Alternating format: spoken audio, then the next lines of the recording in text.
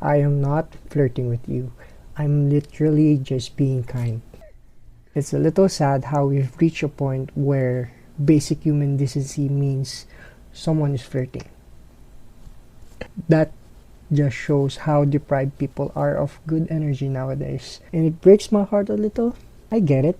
A lot of people have a hard time accepting kindness in their life without looking for any hidden agenda. Parang lagi may kapalit. Pero sa totoo lang, I'll apologize on behalf of the people who broke you.